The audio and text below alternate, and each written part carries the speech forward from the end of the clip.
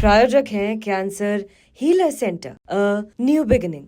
Supreme court ने एक मामले की सुनवाई के दौरान चुनाव से पहले राजनीतिक दलों की तरफ से मतदाताओं को लुभाने के लिए मुफ्त की सुविधाओं की घोषणा पर टिप्पणी करते हुए नाराजगी जाहिर की। सुप्रीम कोर्ट की इस टिप्पणी के बाद झारखंड में जमकर सियासत हो रही है। राजनीतिक पार्टियां एक दूसरे पर दोषारोपण करती नजर आ रही हैं। एक और झारखंड की सत्ता पर काबिज झारखंड मुक्ति मोर्चा पार्टी के केंद्रीय प्रवक्ता मनोज पांडे ने कहा कि ये फ्री बीज बांटने का काम केंद्र की भारतीय जनता पार्टी ने किया है। तो वहीं झारखंड के पूर्व नेता प्रतिपक्ष और बीजेपी के वरिष्ठ नेता अमर कुमार बावरी ने कहा कि झारखंड मुक्ति मोर्चा भी यहां लोगों को सम्मान के नाम पर लाभ देकर ही झारखंड की सत्ता में दोबारा वापस आई है। फ्री बीज या रेवड़ी बांटने की जो एक प्रथा चल पड़ी है और उस पर सर्वोच्च न्यायालय ने अपना मंतव्य दिया है। चलिए, सर्वोच्च न्यायालय ने जो बोला है प्रासंगिक विषय है ये, लेकिन दो चीजें हैं। एक तो इस प्रथा को व्यापक प्रचार प्रसार और व्यापक रूप देने का काम केंद्र की भारतीय जनता पार्टी सरकार ने किया, क्योंकि इनके पास एजेंडे की कमी है, विषय की कमी है। या तो धार्मिक उन्माद फैलाएंगे या पैसे के बल पर, रेवड़ियों के बल पर वो वोट खरीदते हैं।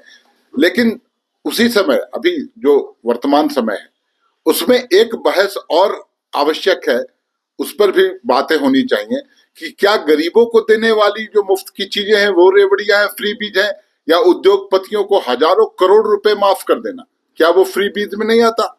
क्या उस पर कोई संज्ञान नहीं लेगा? क्या उस पर कोई बहस नहीं होगी? हम उम्मीद करेंगे आने वाले दिनों में या तो संसद से कानून बने और नहीं तो सर्वोच्च न्यायालय इस पर स्वतः संज्ञान ले कि चंद उद्योगपतियों जो सत्ता शीर्ष में बैठे हुए लोगों के करीबी होते हैं, उनके कई एक हजार करोड़ रुपए माफ कर दिए जाते हैं। झारखंड मुक्ति मोर्चा खुद ही उन सारे जिस विषय को और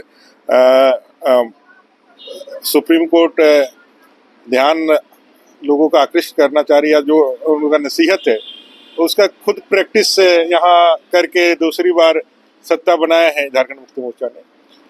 कुल मिलाकर के एक पक्ष है जो सुप्रीम कोर्ट दिखाना चाहते हैं, दूसरा पक्ष ये भी है कि कल्याणकारी राज्य के लिए यह आवश्यक होता है कि जो गरीब है उसका हम कैसे किस तरह से उसका संवर्धन करने के लिए योजनाओं को लागू करें।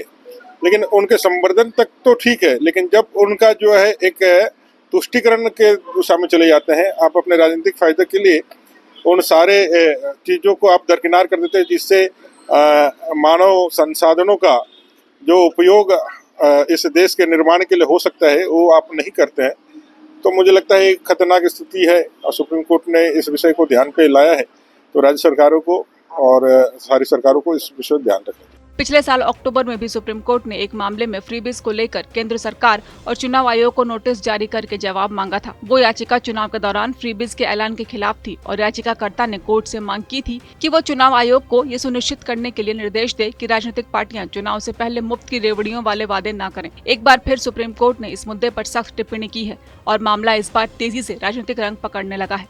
रांची से अशोक कुमार की रिपोर्ट। प्रायोजक हैं cancer healer centre, a new beginning.